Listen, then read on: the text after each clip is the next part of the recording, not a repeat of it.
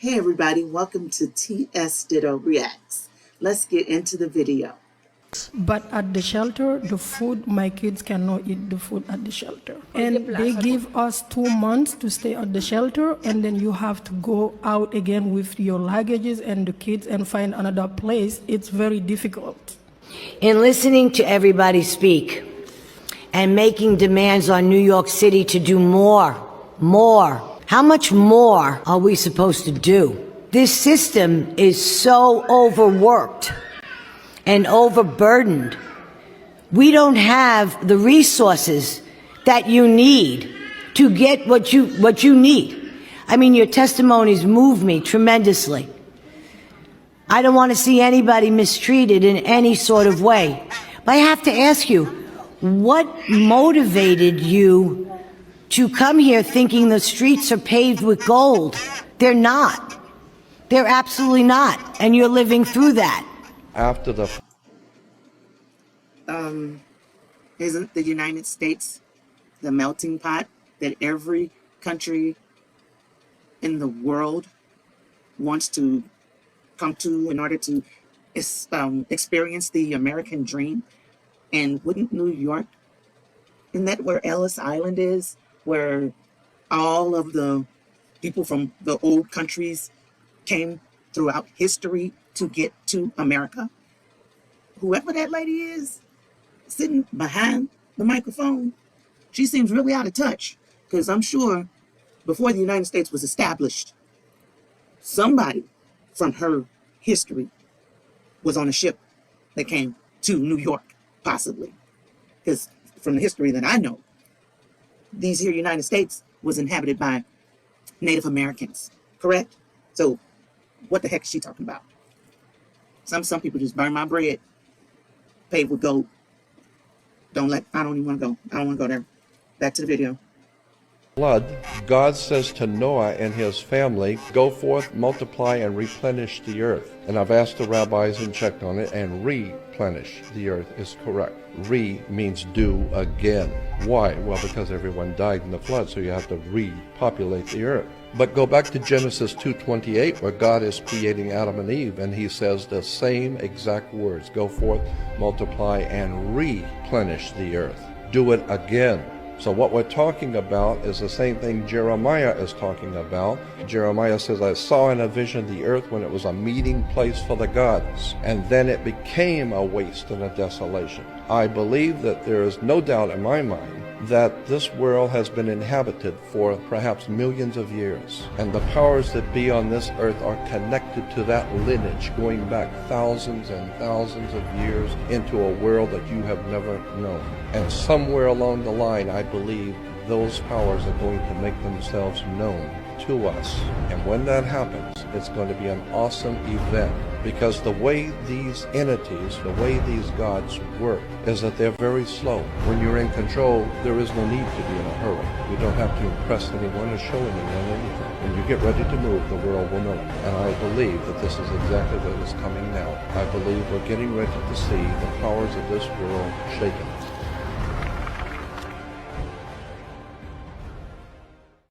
Emotions like fear and greed and grief, even. Yes, and being annoyed. So suppose you have an AI and you're trying to get it to do some task, and it's repeatedly failing at the task in the same way.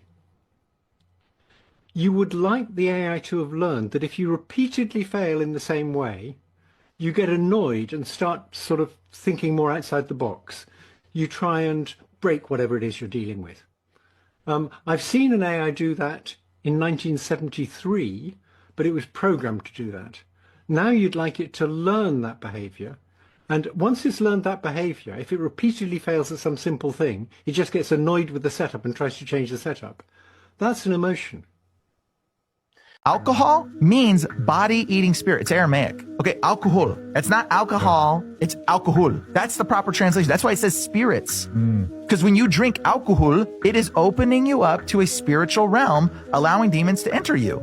If you're blacked out drunk, bro, alcohol is literally like the purest form of demon possession. Wow. Blacked out drunk is like, that's demon possession. And demons aren't used to being in bodies. So when you see somebody drunk, they're like, eh. It's because the demons doesn't walk in a human body like that. And some people, when they're drunk, they get fighty. They want to fight people. Because it's a freaking demon in them. It's not even them. In their body, they're fighting something that's fighting them. They've evoked a demon. Okay, what is alcohol? It's rotted juice. It's from the realm of death. It's gonna evoke something in you. And like, bro, it's bringing you into that realm. It's bringing you closer to the realm of dead. And then you start to see stuff. You start to experience things. Or alcohol, you get body-eating spirit. You get demons coming into you, controlling you. And this is what people are like fighting, and they don't realize how many things they're evoking.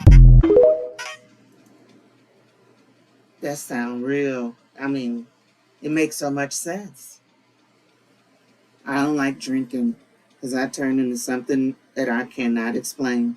How I keep ending up under a coffee table or in a dog crate, I don't understand it. There are pictures. Let's get back to the video. How in the world you a Christian 14, 15, 16, 34, 35 different ways? African Methodist Episcopal Christian, a Baptist Christian, a Lutheran Christian, a Pentecostal Christian, a non-denominational Christian, a apostolic Christian, a Protestant Christian, a Catholic Christian, a Christian Scientist, a Christian mad scientist, a Jehovah's Witness who don't know who Jehovah is. They just know how to knock on your door with a comic book and interrupt your breakfast.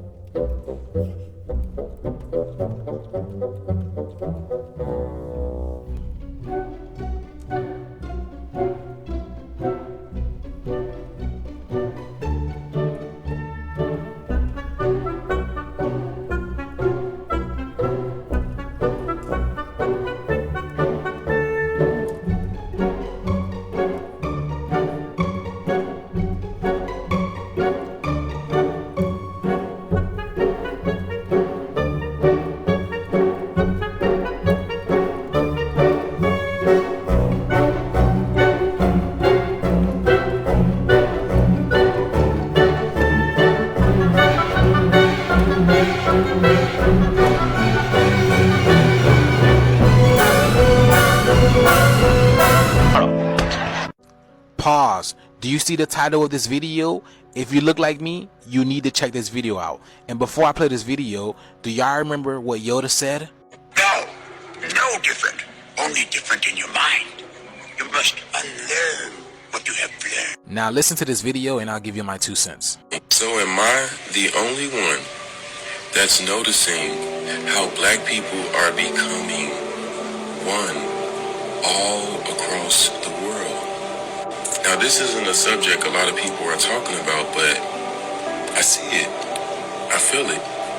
It's like I can feel y'all. Can y'all feel me? Because I can feel y'all. There's something very special happening in the spiritual realm for us all.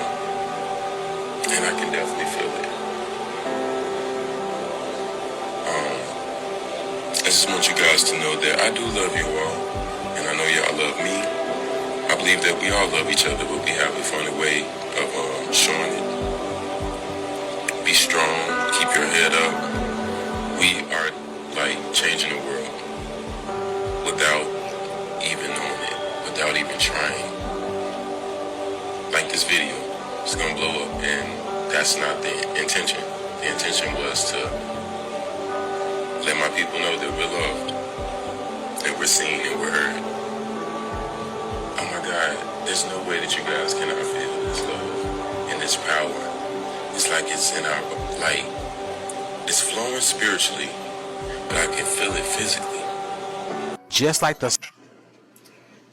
Can somebody tell them drill rappers, please?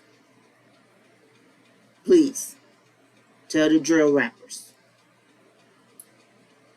Song In the Air Tonight by Phil Collins, they are speaking about us.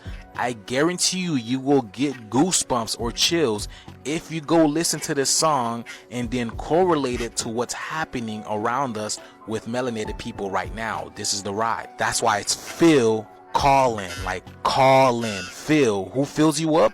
The sun fills you up.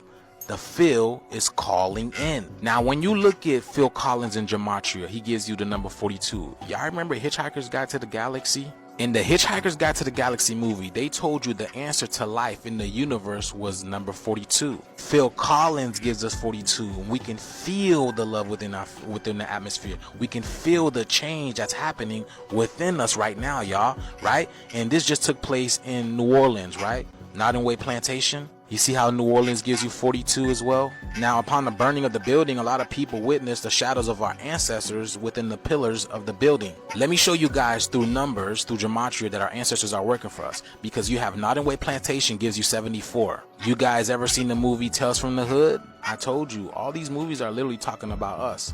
Guess what else gives you? Look at that. 47 is 74 reversed, which is melanated people. And this is prophecy. And who is the 47th president right now?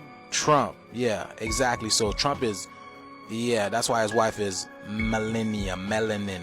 I told y'all before, Trump is here to dismantle this de facto corporation that goes against nature. You gotta unlearn everything you learn. Why? Because you were colonized, you were enslaved, our truth buried, and they have the nerve to call it a mystery, and they wrote theirs and call it his story. They lied about our past, our power, and even when it comes to what love is. Let me ask you a question. How can someone that physically, mentally, spiritually, and emotionally abuse you teach you what love, honor, and righteousness is? Let me give you a perfect example. These self-love books that a lot of us read, whose names are on it? It's not our names. It's not our blood. It's not our truth. It's not our story. You see, you can't lie to God, you can't lie to nature, because God and nature is omnipresent. They see it all. Just because something is not being done about it right now doesn't mean when the time is right, doesn't mean something is not going to take place. And this is exactly what's happening right now. Prophecies being fulfilled. The shift is here, like I've been telling you guys. I enjoy doing these decodings. If you guys like these decodings, I go deeper on an esoteric level on my YouTube. Join me on my YouTube channel if you like these type of decodings. I show y'all we're literally in a cosmic video game, and the cosmic video game is getting ready to reset into the golden age. That's why Trump is talking about the golden globe, the golden age, all this type of stuff. But yeah, let me know what you guys think about this video. Like, follow, and share for more videos like this. The shift is here. Let's get it. Peace in. The American dream has changed, bro. You hear me? Y'all gotta understand, this is what my American dream is. What this fella right here is doing for his family, the legacy, it's next level. We're gonna talk about it. We all contribute to the pot of money that covers the food and covers the housekeeper and covers the groundskeeper and covers the utilities. The story behind this mansion is just about as stunning as the home itself. I built this house not just for my immediate family, but for my extended family, including friends. Reggie Van Lee was a performer in the Alvin Ailey Dance Company. The Harvard graduate recently retired as an executive vice president at a Houston consulting firm. He moved out of his home in River Oaks after building this 20,000 square foot estate for himself, his 3 sisters, and their families. There's a hair salon for my sisters. The pool is for the grandkids. That's why the 59-year-old says he built this house so their family could make many memories together. As much as people say, oh, that's so nice of you to do this for your sisters, they have no idea the joy I get myself. Well, this is my favorite room. It's a small church inside the house. This wing sort of resembles a fancy apartment building hallway. Here you'll find doors that lead to private living quarters. Our front door is red. We each have a kitchen. We have a living room. We have a washer-dry area. And we have 2 bedrooms, 1 master and a guest. And then each of those have bathrooms, separate bathrooms. You arrive at the master suite on a separate side of the home. In 1976, this little black boy from Sunnyside said, I'd like to have a family compound someday. We all contribute to the pot of money that covers the food and covers the housekeeper and covers the groundskeeper and covers the utilities. They're talking about it in hopes of encouraging other families to follow suit, even if on a smaller scale. I think other people should do that. I think if we did more of that, we'd have more happiness in the world. That's what I'm talking about. Shout out to Boosie, because Boosie on this level too. This is the world we need to be living in, fellas. Black men, strong men, not even just black men. I'm making this for all men, bro. Man, get your family together, man, and put everybody close, man. We all knew what the big mama is. This is what we don't see these no more, man. Because we don't got no real big daddies no more, man. Y'all using big daddy just for sexual purposes. Well, the reason why we used to call someone big mama and big daddy. Big daddy don't got carried away. It ain't sexual, man. This motherfucker take care of the whole family. You hear me? That's Big Papa. Everybody look up to him. We don't have that structure no more. From the streets, that's why they want to let out your boy Hoover. The streets, them bitches is unorganized. Big Papa ain't in there to organize it. Everyone has an organization but us. We everywhere. There's not one shot caller. You go to one shot caller and every other gang in the world and everything else, it's one shot caller. He say, man, bow down. But we divided and conquered, so spread out, and this is why we going through this. It's time for us men to come together and build us a compound. Put our lectures back together, you know what I mean? Put the discipline, the morals back into the neighborhood. You feel me? We can't just start off with a neighborhood. You got to start now. The rich people don't worry about money, man. They worry about time. You feel me? And at the end of the day, family, my legacy, you know, my empire. That's what we have to build. We so scattered out, we ain't got it. And so the ultimate goal, it don't have to be on this level. You can do it in apartments, man. We have to be together. There's got to be one person door we knock on and say, hey, Jabba, we've been having villages and a king at the top forever. We too scattered. We got to go back to the roots, man. So I always tell y'all the solution. I'm always putting our black problems up on the screen, but I'm telling y'all the solution, bro. We got to start from the ground up. We failed our women from the beginning, and they've been using our women against us. Now it's time to reconstruct it. We are the big daddies. It ain't for sexual purposes. It's because I take care of the whole village. That's why in certain religions, they can have more than 4 wives, because it's about taking care of shit, bro. You might not understand the context. You take your narrative out of it, but I'm telling you the American way, my way, baby. You know what I mean? I'm not no prophet or nothing like that, but it's time to put our family together. We need a big daddy, a granddaddy, and it's another legacy. The third, the fourth. We ain't doing that. You know what I mean? Where's all the juniors and the seconds and the thirds? That's why it's so important for a bloodline. The more people with a bloodline, the more orchestrated they are. When you see King Harry's the thirds, they going off his ideology. And it trickles all the way down. We don't have any ideology. The folks and the disciples, they used to have an ideology. To Hoover gone, and I was all split up. Boy, they out here banging and cracking heads. These boys used to go to school and classes and write scriptures and really read. You didn't understand what their gang started from. It ain't just to kill and all that. Like all these gangs, it started once you start taking their head out, and that's when all the killing and banging start coming. Even Crips and Bloods, it started off being a unity of like Black Panthers, a peace. You know, y'all got to give you our history, but I'll do all that on this page. You got the Bunchy and all of them. It started from we got to control our own and patrol our own community. But then after you took them out the household and took them out of the leaders who had everybody in control, it turned into chaos. The motherfucking blueprint. Divide and conquer. Get the boss up out of there. 1994 crime bill. And then we gonna turn to chaos. Y'all gotta wake up and understand what's going on. So with the point of me showing this, y'all, this is what we gotta do, bro. Y'all don't understand it from the hood level? Go look at Boosie. And it don't have to be all that much money, my dude. You can start building. That's why we have to go back to trading and start building, learn to build, bro. You know what I'm saying? I'm from the country, dog. I look up to niggas with no shoes with all the money. He ain't got all the flashy shit, nigga. You feel me? My big daddy was a motherfucker who had land and fed cows and walked barefooted around his bitch pocket full of fucking money. Nigga sat on gas and oil, my nigga. You feel me? He kept the family together, but when he died, we lost. Well, there's no Junior. Junior got on crack. You understand what I'm saying? That's the problem. And he divided us. Wasn't nobody to step back up in his lane and keep the motherfucking family structure together. Then it started turning to grandmas. Think about it. Everybody meeting at grandma's house. Not Big Daddy house. Grandma and them house. Think about that. Nothing but emotional energy going around. And we start learning that shit. Seeing it and growing up as boys, we start feeling that shit. At the end of the day, like I tell y'all, man, y'all got to wake up, man. This is where I come together, man. End goal, I don't want to talk y'all ear off all day because y'all know I can. Y'all know where to go to for all the long talks and conversations and much more. But right here, we going to do what I do. You know what I'm saying? Make it quick, early morning. rant about, let's come together as black men, dog. And as men, period. I ain't gonna keep saying black men, but us black men, we have our issues. That's why I keep saying it, and I'm black. So I try to talk to everybody, but at the end of the day, bro, as men, we already got to get our legacy back together, man. For real, bro. These boys growing up with the woman's last name, man. Nah, man. Put it back together. You go outside, you represent me, son. You represent this family, son. Do you think okay. I was with him. I'm with him for the majority of the video, except for when he starts talking about feminine energy and all that stuff. That's not the point. The point is that family should stick together. Period. All the different generations, we are all still one family. I personally, and I've spoken on this on a different video, we all seem to move to the same neighborhood. We still have that one who when he talks, he's taking the idea and he has all the right words and he thinks so high level that people listen to him. And then we got the auntie who's, she kind of is the boss. She's the boss. and people listen to her, We all have like certain gifts that were given to us through our bloodline.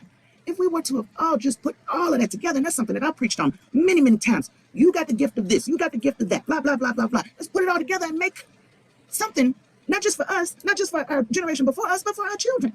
But we all want to go over here and go over there and go over here. And when one of us is struggling, the other, they don't know. They don't know that you're hungry. They don't know that when you say you lost your job, that means you probably are practically are losing everything. They don't know because nobody wants to talk about that because we ain't that close, even though we're close. We are distant, even though we're close. We come together on the holidays. We see each other at a wedding or a funeral, unless we're mad at each other, and then we don't. But if we were to put all of our gifts together, instead of scattering when grandma died, things might look a little different. Each one of us has a resource that the other one could use that ain't just money. It's talent, it's knowledge, it's craftsmanship. We could all put it together and build something like the other cultures do. Can't even ask your own kid for $5. It's something to think about. To the next video. I think that maybe this is in part why some people are skeptical of AI technology and maybe this future of automation.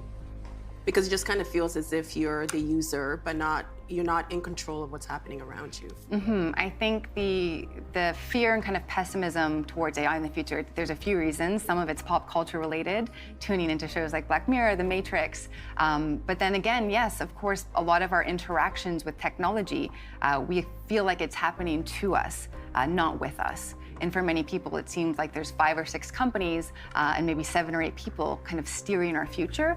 And that feels quite alarming. But I think if you equip people with the right information and tools to participate in creating the technologies that they're going to be using, I think that can change kind of the discourse and the direction. And at the If you thought Elon Musk leaving the White House and criticizing the big, beautiful bill was not that big of a deal, and if you thought he was headed back to Texas to focus all of his attention on Twitter, well, you would be wrong on both.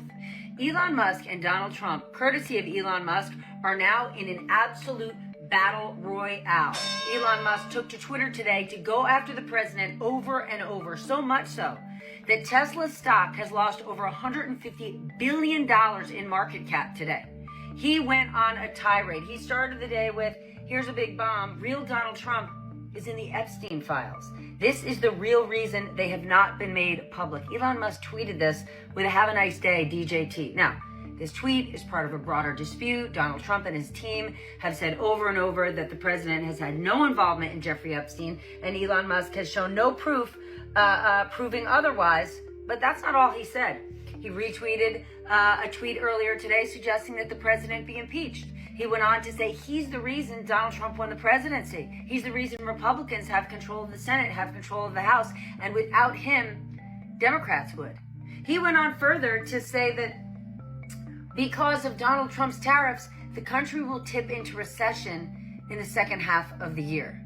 These are aggressive attacks from Elon Musk. He has more than just left the White House, and surprisingly, Donald Trump is pushing back, but not as hard as you might think.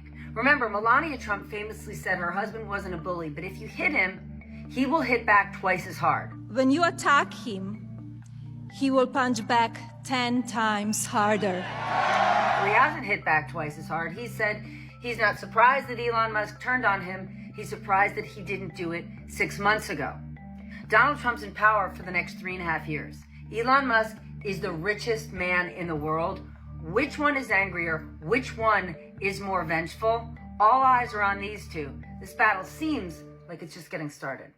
Wow, so your brain doesn't really know the difference between, say that again? Between something that happened in real life or something that you strongly visualize. So you could create enough of a visualization for yourself if you really were to powerfully start to focus on it and do that and build that ability to visualize something that your brain at one point would have to think it's so true that the world would meet you and put it into your life. I love the way you put that. Wow. Have you seen how certain streaming shows edit certain parts out? They did that for The Passion on Netflix. Yeah. What did they take out? They took out the verse from Isaiah at the beginning. And I saw that. And I saw this one. I said, there's no way. Because in Robin Hood, the one with Russell Crowe, very first thing, there's a scroll that pops up, and in old lettering, it says, in times of tyranny and injustice, when law oppresses the people, the outlaw takes his place in history. Only in the U.S. Canada, Ireland, people from Germany, they're like, it's on ours. We're getting so played, in you guys. America, and I just played it, and it doesn't. We're getting so played. It literally is just a blank screen for 10 seconds. Everybody go buy a bow. I mean, gosh, you talk about physical copies of things. What are they are erasing history, and I know it's just a dumb movie. No, if but you think if they're that's doing a it with a little movie, thing, they're doing it on such bigger levels. So China last year was Pause. Okay. If they took it out the movie, I challenge somebody to actually go check the Bible, because they're taking chunks out the Bible too. I'm not a quote for quote, verse for verse type person because I can't remember nothing. Sometimes I can't even remember my name, but that's just old age. But they are taking chunks out of the Bible. So if they took that particular piece out of the Bible that was in the scene from the movie, it's probably not in the Bible anymore anyway.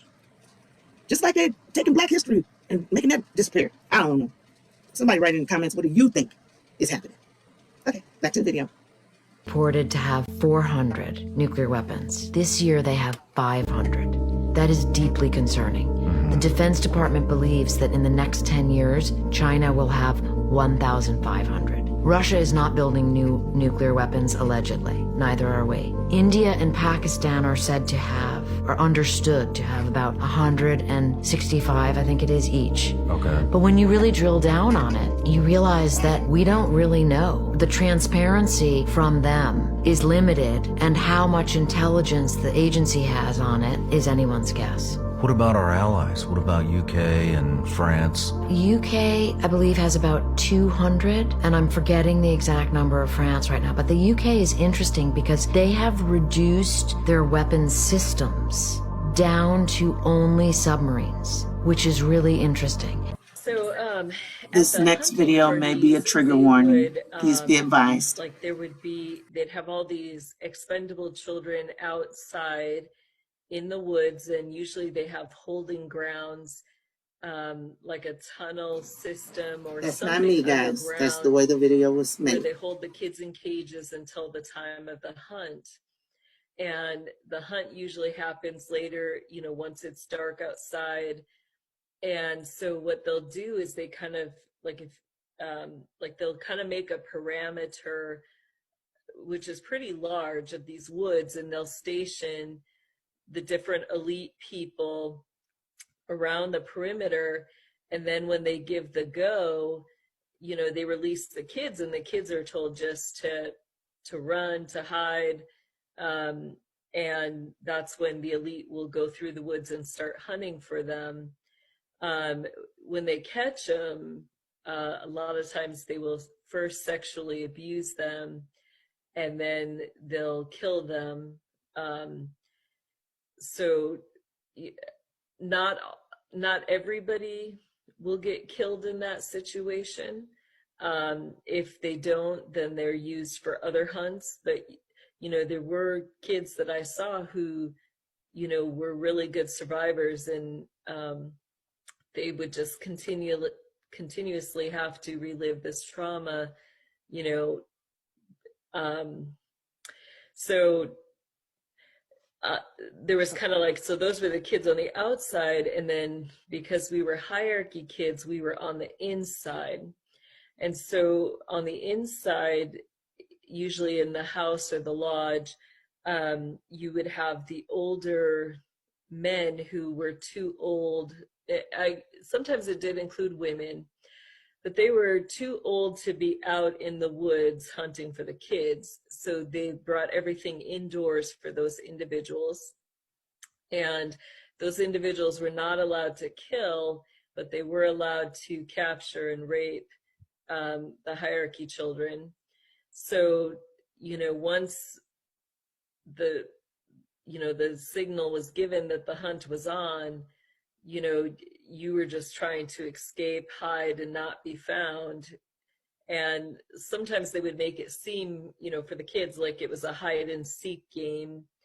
So unless you got caught, you really didn't know what happened.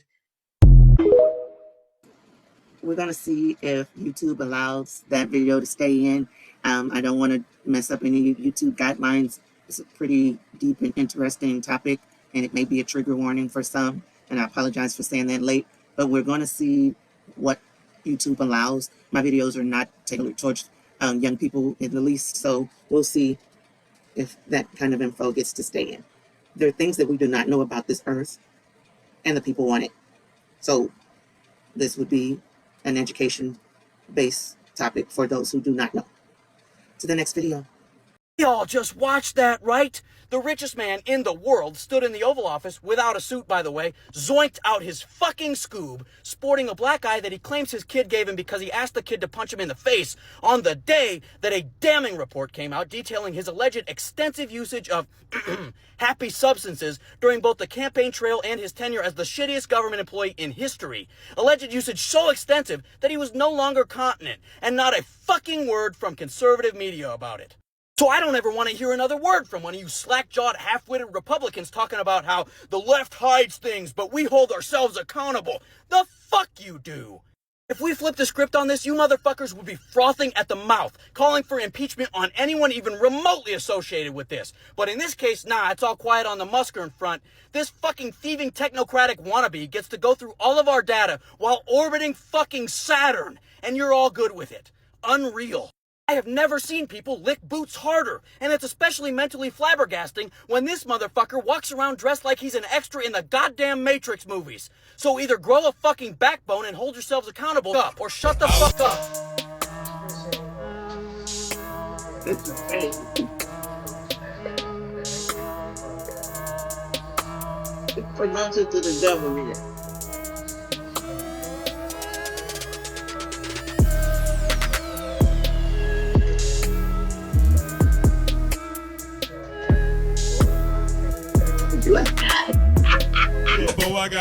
Our country has given $5 billion plus to Harvard over a short period of time. It's a case we win. We can't lose that case. Because we have the right to make grants. We're not going to make any grants like that. Very nice. I think Columbia wants to get to the bottom of the problem. They've acted very well. And there are other institutions, too, that are acting. But Harvard's trying to be a big shot. And all that. Breaking down what the fuck is going on TikTok today. Elon Musk and Donald Trump drama explained. This is basically like billionaires bad girls club. Elon Musk and Donald Trump are these two really rich guys, billionaires. Elon Musk, he owns Tesla, SpaceX, Starlink, and Donald Trump, he's the president of the United States. So the tea here is that Elon Musk and Donald Trump used to be best friends, but now they're beefing all over the internet. So when Donald Trump was running for president, Elon Musk donated $250 million to the Donald Trump campaign so he could win. Then they ended up becoming like besties and started building a situationship. So then during this era, Donald Trump wins, he becomes president, and they become this power couple, but really they were kind of just using each other for clout. He gave Donald Trump the money, and Donald Trump was like, oh my god, thank you so much. Would you like this fake job as a thank you daddy? And Elon Musk was like, oh my god, yeah. So the fake job was this thing called Doge, like the meme coin, where basically he's like the creative director of Vibes of America. It wasn't like a real thing, but basically he gave control to Elon Musk. We were all wondering like, what the fuck? So then through this fake up made up job in the government, Elon Musk is able to get big government deals deals for Tesla and SpaceX, it's like when the two most random people that you know get together and you're like, what the fuck? Things are going good for the lovely couple. They're in their honeymoon phase. They're up each other's butts. This is them in their hardcore bromance honeymoon phase. They're loving each other, doing press conferences together. Everything's good. Elon's even bringing his kid around Donald Trump. Then June 2025,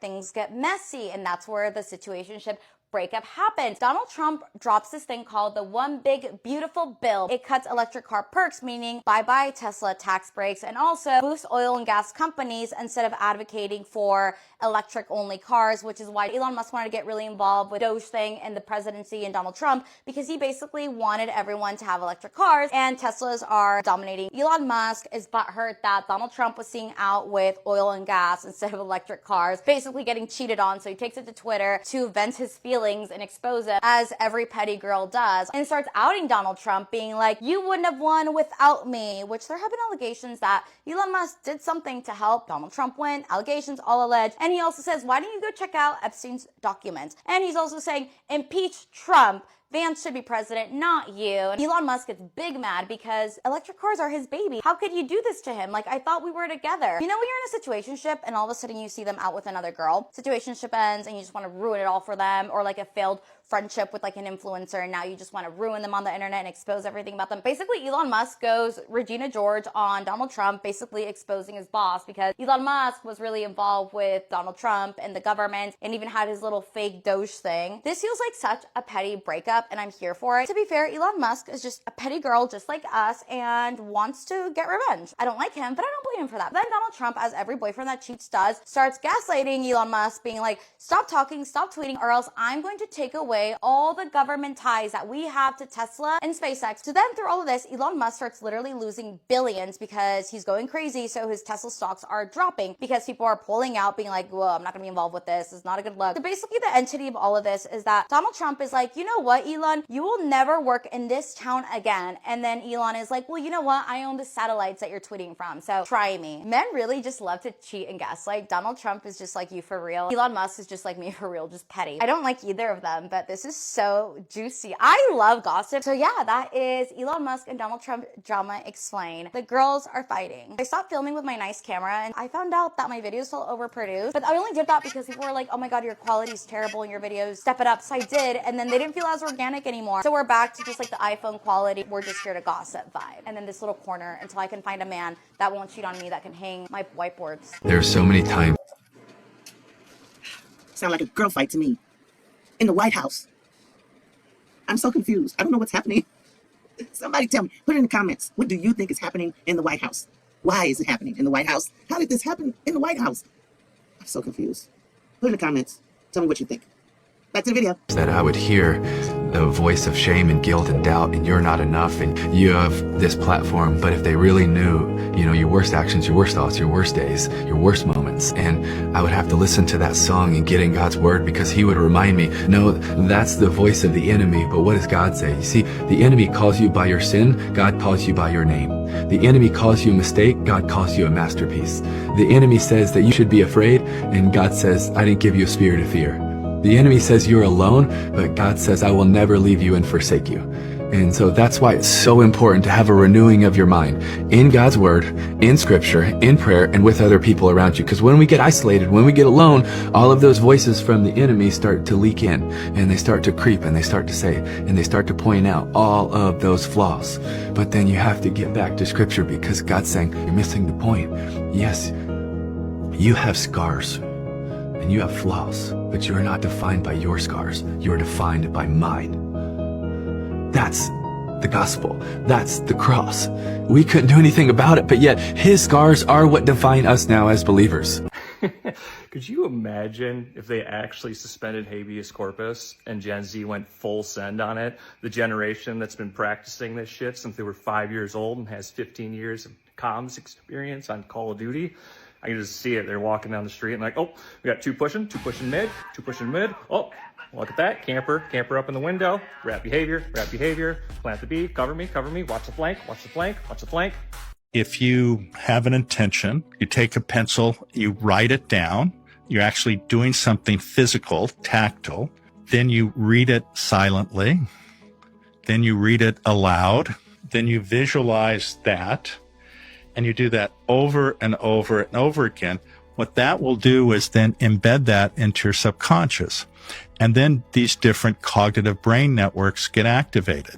Now, can we unpack that just a minute? Sure. Because everyone that listens to this loves to make sure that they just got the instructions from you, Dr. Doty, because I'm like hanging on every word. And so there were a couple steps to that, because you had the physical pencil, you had the act of writing, you had this moment where, if you're watching on YouTube, you saw it, but if you're listening, let me describe it. He sat back in his chair, he put his hands kind of in prayer at his chest, closed his eyes, and he started talking about repeating the thought.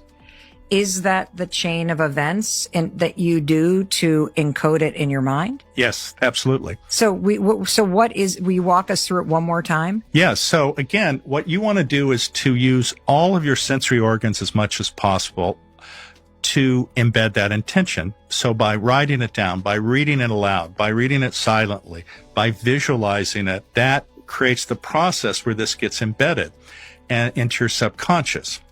And what happens is once you get this embedded, it activates different parts of your brain. And without getting too technical, I'll just mention 4 of them. One is something called the default mode network. This is what happens when your mind wanders or you're daydreaming. And it's self-referential because it's internally focused, but it's where you create the narrative of who you are or what you want. So if you have negative self-talk, if you ruminate, if you are like, I'm never good enough, nothing works out for me, things like that don't happen to a person like me, I can never get it right.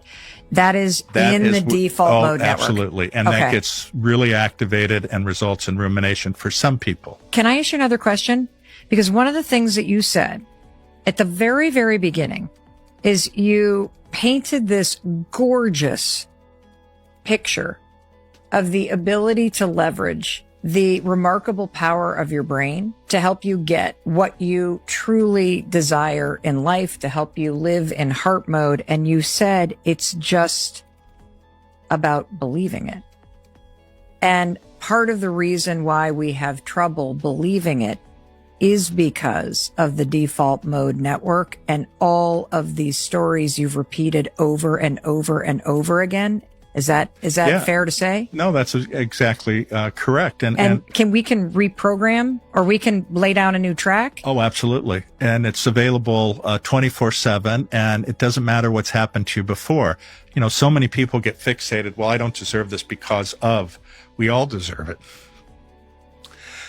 So once this gets embedded and you create the narrative of who you want to be or how you see yourself, what you're doing is you're creating salience.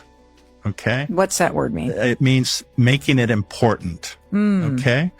Once something is important, this activates what we call our task positive network. And the task positive network has 3 parts.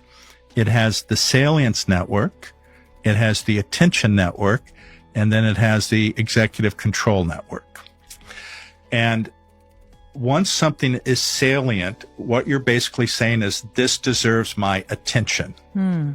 And by doing it in a very specific way, then that becomes important to you. That gets embedded into your subconscious as something to pay attention to. Once that is defined as something important to you, then that activates your attention network so that then you cognitively focus your attention on whatever that intention is. Okay. Once those are activated, and I use the analogy in the book, it's as if you have a file cabinet and you put this file into the file cabinet that says important stuff. And once that is there, then the attention network is activated, which is, as an example, a bloodhound that says, okay, now there's something there. I need to track this down and figure out what's going on here. Then you activate the bloodhound, and then that gets released. And then once that attention is focused, then it starts looking around through all the possibilities in your environment. And as soon as it identifies one, then your executive control network is activated, which in some ways is the thing that chases down what is in your subconscious. This is how it works. There is no magic here. This is fundamentally basic neuroscience, and it's something that we all have the ability to master by just doing these techniques whereby you are able to embed your intention, you do it over and over. And it's not as if one and done. And what I mean by that is some people wake up, and this is like a New Year's resolution. I'm going to do this January 1st. And then January 1st comes and you already fail the first day. You have to not have excessive expectations at first. What I mean by that is these are based on habit. What happens with habit? You start small. You don't sit there and say, I'm going to lose 100 pounds in the next month. You say, I'm going to try to modify my diet where I'm not drinking sodas. That's the first little one. And each of these little wins strengthens you to actually then do the big thing ultimately. So you don't start by running a marathon on day one. You start by getting up out of bed and walking around the block. Okay, let's go ahead and jump into that one. What they were laying out was affirmation and manifesting what you have affirmed. Okay, so you put out into the universe something that you need, want, desire to happen. I used to teach this in a class. I was an adjunct college professor for a number of years, and I had a project. One of my students asked everyone in the class, write down something that you really want to happen in your life, and let's give it about 6 months. All right. So this particular student, she wrote down that she wanted to get married. 6 months later, I'm teaching a whole different class, whatever. She comes in and said, thank you, Miss Ditto. Thank you so much. I'm so grateful. What did I do? She said, it's happening. It's happening. Well, what did I do? She said, you told me to write it down. And I read it over and over. And now he asked me to marry him. I'm getting married. I'm like, okay. And I believe, that she manifested what she affirmed. And I am so grateful that happened for her. Now I need to practice what I was trying to teach. Okay. I need to manifest the affirmation that everything that I'm needing to happen right now gets fixed. And it will. It will. You saw me with my paper and my pencil. I was like, I got it right now. So I wrote down I need money. But I need things to just smooth out. Taking a new leash on life. And everything is going to be fine. Pray for me, y'all. Pray for me. And you all do the same thing. Affirm something and watch it manifest. It's a real thing. I'm going to do it. You do it. We'll all be successful and happy and at peace together. Back to the video. The Mothers of Darkness Castle, Belgium, known as the most evil place in the world. Remote viewing, location, reading. Obviously this is going to be a really dark one today, so if this isn't for you, just scroll by. Now, before I start, everything is alleged for entertainment purposes only. It's only information I've picked up through a reading. I could very well be wrong. But let's get into what I've seen. So I had never heard of this, and I was getting highly requested to do this over the past week. There were so many comments asking me to do this. I really felt drawn to it. And when I went in to read it, I know why. Because I had been given snippets of information over the past week that is now leading to what I've seen in this castle. Now, I had never heard of it. I purposely didn't look into it because I prefer to go into these readings blind. I just feel that I can read better when I know a lot less about something. But what I did look up was who currently owned this castle. Now, it's owned by the owners of the Solvay Group, who are responsible for Prozac and the production of fluoride in our water. Okay then. So when I first connected to the energy of this place, it's heavily guarded and heavily cloaked. Now, this was more cloaked than Area 51. So that tells you they're hiding a lot in this castle. So there's ways to get through those things. Again, this is all alleged, but the first thing that I seen when I connected to this castle was underground dungeons with a lot of women that are being kept there at the moment. These women are being prepped for something big, right? And I was given April 8th is key. Now, I am no astrology expert, okay? My knowledge is limited on these things, but I do know that April 8th is known as the Devil's Comet. There is a solar eclipse, a solar flare happening at that time, and I'm being shown that this is key to what they're doing with these women on the evening of April the 8th. So when I'm looking into what's going to happen on April the 8th, I'm being shown that there's a large room within this castle that I would describe as being a satanic temple, right? There, I'm seeing intimacy rituals and black magic, and I'm seeing 33 women being sacrificed on the evening of April the 8th, and the purposes of what they're doing is to bring in the Antichrist. So, I want to go over some information that I've had in the lead up to this. An amazing woman who I have learned so much from, continue to learn so much from, a mentor and a dear friend of mine, Katie. When we were speaking last week, she randomly said to me that there's going to be a few antichrists coming in, but to counteract that, and this is very important to note, there's going to be a load of ascended masters, a new wave of extremely gifted babies coming into this world too. So if you're a light worker and you get pregnant round about April time, very likely that you are birthing an ascended master. So the light is coming in to counteract what's going to happen. So please do not worry and please do not panic. The light will always prevail, okay? Now, there's several antichrists coming in, as I said, and this is the location where one will be. Now, after Katie had said this to me, I went into the Akashic Records and I was shown more about this myself. I was shown April 8th as being key, and then I seen all the comments asking me to do this and I felt drawn to it, and now I know why. So what I'm being shown is this location has been key to bringing in a lot of antichrists. Now, it's not just antichrists, there's decoys as well. So with the decoys, they are there to deflect attention from the true antichrists so that people don't suspect them. Now, what I was being shown is I got images of 4 people, right, who are either antichrists or they're decoys. Now, even with the decoys, the decoys are completely controlled by the dark, okay? They might not know who's controlling them, but they are completely controlled by the dark side.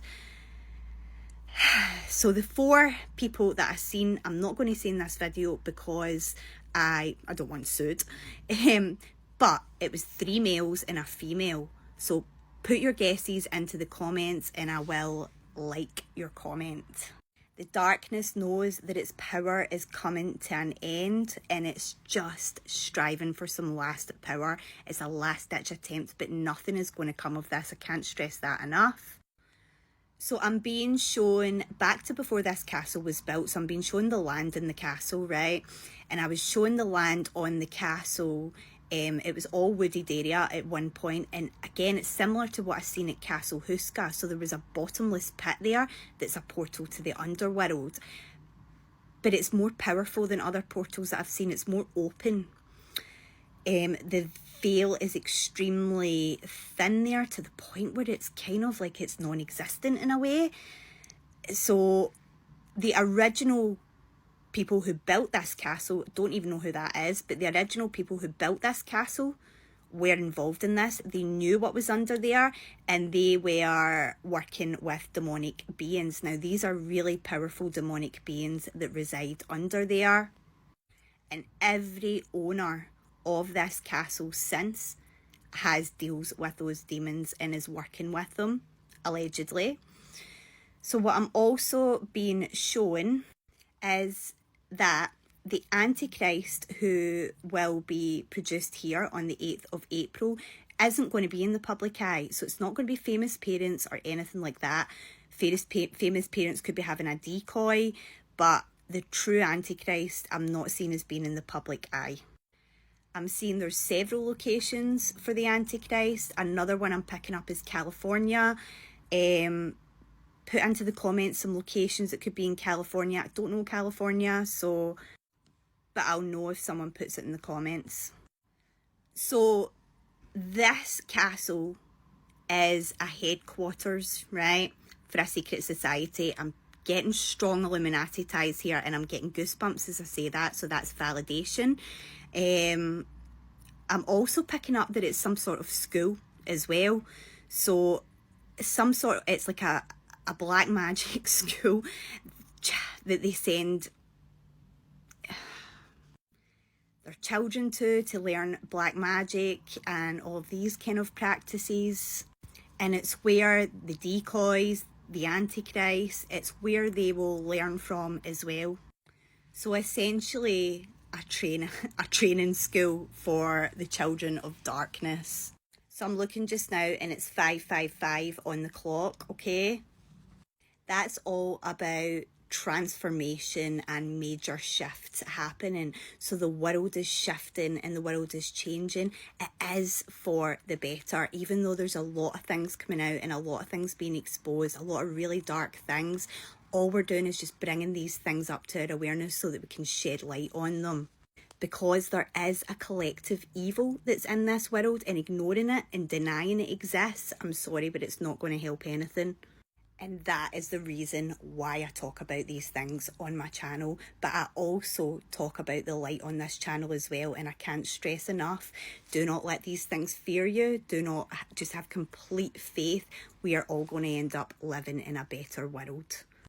As always, let me know your thoughts in the comments. Scientists might have just created consciousness by growing brains in a jar and connecting them to a computer made from stem cells that were stimulated in a special way to form neural tissue, which grew and eventually formed structures and even brainwave activity similar to that of a premature human baby. They then hooked up this brain into a computer, connecting it into a virtual world where it learned to play Pong completely from scratch. I want you to realize what this means. Like, this isn't a computer bot that was pre-programmed to know exactly how to play the game. That's easy. It's an organic brain that they grew themselves that was given Pong with no instructions, and it just taught itself how to play, which is honestly nothing new. That's just AI, but this is organic AI, which happens to learn quicker and is also more energy efficient than traditional AI. It learned to play Pong in about 10 to 15 rallies, when a regular computer AI would take around 5,000. Albeit the computer AI can simulate those 5,000 rallies much quicker, but that takes a lot more computing power, which is sorta our main bottleneck with AI at the moment. Energy. This is organoid intelligence. Take human brain cells, grow them in a petri dish, and then use computers to train them just like AI. Naturally, there are ethical concerns rising as there is surmounting evidence showing us that these are conscious, like a human. Even the scientists working on it themselves admit these organoids are sentient. They took it a step further and tested out these organoid brains inside real physical robots, feeding them the sensory input of everything the robot experiences. And since the computer chip running it is organic brain matter, this technically, by definition, is a cyborg. Then there are companies like Final Spark that let you rent server space on these organoid brains, which essentially act like organic CPUs. You can even see live streams of the brain computers you're renting out. And now this next part right here, what they're doing here might actually prove simulation theory. So they have this virtual butterfly simulation that's controlled by the organoid brains, meaning the brains feel and experience everything the butterflies do. Again, the brains weren't trained or programmed how to be a butterfly. Just like they did with Pong, they were just fed the sensory feelings of being butterflies and kind of figured out themselves how to flap their wings and just exist. Much the same way you weren't pre-programmed to walk or talk. You experienced sensory inputs in the forms of sight, sounds, touch, and learned, taught yourself along the way. This is an organic brain being fed computer data to make it believe it actually exists in a simulated world, and it's also likely sentient. This company essentially just created the Matrix for butterflies, and its consciousness is available for you to rent out. And when no one's using it, it still just continues to exist with no human interaction whatsoever. If the brains really are conscious, as the scientists suggest, they're not going to know they're this organoid computer brain in a lab hooked up to a virtual simulation. They're going to believe that they really are that butterfly. If that's the case, what's stopping all of us from being our own organoid brains in some lab lab in a different dimension. Meaning this, everything we see and experience right now is our own simulation that we've been plugged into, except we're not butterflies, we're humans. And everything we do, every decision we make is not by our own free will, but by some, I don't know, fifth dimensional entity renting server space in our brains. Just the same way this Final Spark neural platform lets us do. And when we sleep, maybe our idle brain computational power is used for other purposes, which we experience as dreams. Okay, I'm gonna stop right there. You gotta sleep tonight. Are we really brain organoids, existing in our own petri dishes, connected to and experiencing a fully virtual, simulated world? Because we just pulled it off. And according to simulation theory, if we're capable of creating virtual simulated realities, then chances are we're already living in one.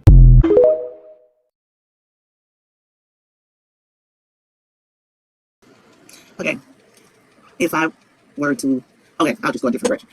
When I dream, I fly all over the place. So in another world, I'm flying.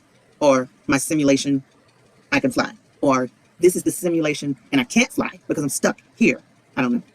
What do you have going on in your head when you're asleep, or your brain and the petri dish?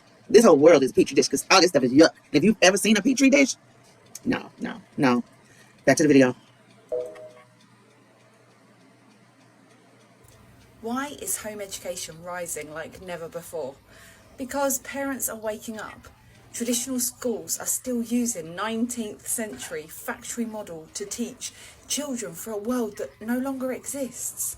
Stress, standardized tests, 30 kids in a class, zero time for creativity, critical thinking. Over 60% say that school negatively impacts their mental health, and 17% of what is learnt in school is applied to real life. Picture this: one-on-one learning, deep dives into passion, real-world skills, emotional freedom. Home education isn't about isolation, it's about liberation. The future belongs to the self-taught, the curious, the free. That doesn't start in a classroom, it starts at home. I've had to explain this to my sons for 18 months. My oldest son got in fights at school since October 7th because he is Jewish. And what I tell them is what my grandmother, who had 9 of her siblings killed in Russia over 100 years ago during a pogrom. This is part of the price that you pay for being Jewish. We've had to deal with it since time immemorial. Anti-Semitism's in the Bible. But what we can't do is give up. We can't stop fighting, and we can't stop telling the truth. And we need to not be afraid of who we are, and we need to not be afraid to call evil by its name. You know, I've always liked Elon, and it's always very surprised. You saw the words he had for me, the words of, and he hasn't said anything about me that's bad. I'd rather have him criticize me than the bill, because the bill is incredible. And, you know, Elon's upset because we took the EV mandate, and, you know, which was a lot of money for electric vehicles, and you know, they're having a hard time, the electric vehicles, and they want us to pay billions of dollars in subsidy. And you know, Elon knew this from the beginning. He knew it for a long time ago. You know, I can understand why he's upset. Remember, he was here for a long time. You saw a man who was very happy when he stood behind the Oval desk, and even with the black eye, I said, "Do you want a little makeup? We'll get you a little makeup." But he said, "No, I don't think so," which is interesting and very nice. He wants to be who he is, so you could make that statement too, I guess. Look, Elon and I had a great relationship. I don't know if we're well anymore. I was surprised because you were here. Everybody in this room practically was here as we had a wonderful send-off. He said wonderful things about me. You couldn't have nicer. Said the best things. He's worn the hat. Trump was right about everything. And I am right about the great, big, beautiful bill. We've done a great job. Elon knew that. Elon endorsed me very strongly. He actually went up and campaigned for me. I think I would have won. Susie would say I would have won Pennsylvania easily anyway. But I'm very disappointed because Elon knew the inner workings of this bill better than almost anybody sitting here, better than you people. He knew everything about it. He had no problem with it. All of a sudden he had a problem. And he only developed the problem when he found out that we're going to have to cut the EV mandate, because that's billions and billions of dollars. And it really is unfair. We want to have cars of all types. Electric, we want to have electric, but we want to have a gasoline, combustion. We want to have different. We want to have hybrids. We want to have all. We want to be able to sell everything. And when that was cut, and Congress wanted to cut it, he became a little bit different, and I can understand that. But he knew every aspect of this bill. He knew it better than almost anybody, and he never had a problem until right after he left. And if you saw the statements he made about me, which I'm sure you can get very easily, it's very fresh on tape, he said the most beautiful things about me. And he hasn't said bad about me personally, but I'm sure that'll be next. But I'm very disappointed in Elon. I've helped Elon a lot. Did he raise any of these concerns with you privately before he raised them publicly? And this is the guy you put in charge of cutting spending. Should people not take him seriously about spending now? Are you saying this is all sour grapes? No, he worked hard and he did a good job. And I'll be honest, I think he misses the place. I think he got out there and all of a sudden he wasn't in this beautiful Oval Office, and he's got nice offices too, but there's something about this one. And I'll tell you, he's not the first. People leave my administration and they love us. And then at some point they miss it so badly, and some of them embrace it and some of them actually become hostile. I don't know what it is. It's sort of Trump derangement syndrome, I guess they call it, but we have it with others too. They leave and they wake up in the morning and the glamour's gone, the whole world is different, and they become hostile. I don't know what it is. Someday you'll write a book about it and you'll let us know. If a person would sit down and let their body relax, totally relax, and then start to visualize in their mind, see themselves the way they want to see themselves. Now understand that that's a picture in your mind, and then take that picture and describe it, write it out in the present tense. I am so happy now that I see myself, and write it out. Start to read it, and read it, and read it, and read it every day. Carry it around and keep reading it. The one point that all the great teachers all down through history have all agreed on, they've been in complete unanimous agreement on it, we become what we think about. Now it may be fantasy at first, it might even appear to us as being a lie, but if you read it often enough, you'll start to believe it. And when William James said, believe and your belief will create the fact, you will see the person's personality change. You was there when he was taking his last breaths. Okay, so just a little background. So I was a sergeant, which means I've got a group of about 12 officers that work for me. So I looked at him and I'm going, man, who shot you? Who did this? What happened? And he started, he's trying to get a breath together, and he's looking at me, and I thought he's actually going to tell me. And, he got his breath together, and he looked at me and he said, fuck you. And after he said it, his eyes kind of rolled back in his head, started gurgling, blood coming out of his mouth and nose, and he slipped out of consciousness. So that would be his last words that he ever said.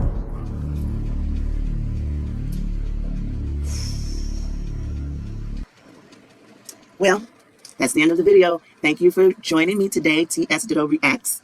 Please come back to my next session with you guys. Like, subscribe, and hit that notifications button. And I'll bring you more and more and more good stuff. All right, thank you. Talk to you in the next one. Bye.